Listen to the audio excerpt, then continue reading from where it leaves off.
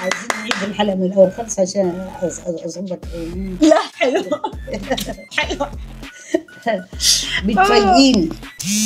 هي لازم كده تتاخدي كده مفاجأة.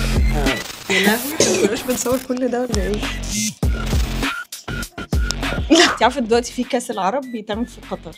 نعم. ماشي، هوريكي بقى فيديو كليب وعايزاكي تقولي لي ايه رايك فيه. ما حسيتيش ان في حاجه غريبه في الاغنيه؟ مفيش غير الغريب بس. ايه مين ماله؟ مين اسمه ايه ده؟ المطرب.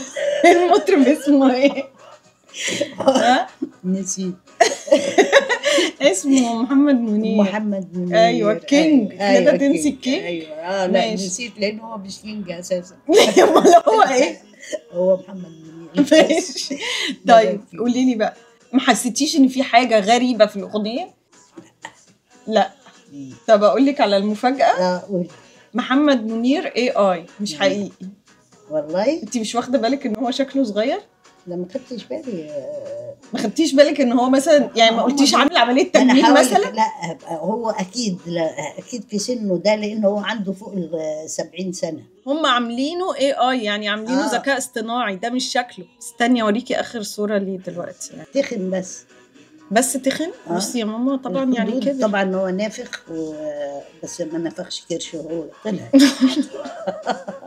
هو طلع لوحده كده. بصي هنا رفيع صغير. لا مش هو طبعا، مش هو. ذكاء اصطناعي طبعا. طب سؤال بقى، هسألك سؤال تاني. انت مثلا تحبي ان انت تشوفي اغاني زي كده مثلا عبد الحليم، ام كلثوم عاملينها بقى وهي صغيره تبقى الاغنيه نفسها جديده؟ اصل انت عارفه ان كمان الصوت بيعملوه بالاي يعني تسمعيه تقولي هو صوت المطرب بالظبط. عبد الحليم او ام كلثوم او كده. تحبي ان انت تسمعيهم دلوقتي في اغاني جديده بشكلهم صغير؟ لا مش قادره اقول ان هي حاجه حلوه ومش قادره اقول ان هي حاجه وحشه. حاسه ان هي حاجه غريبه يعني مش قادره اتقبلها. ليه اشوفه صغير يعني؟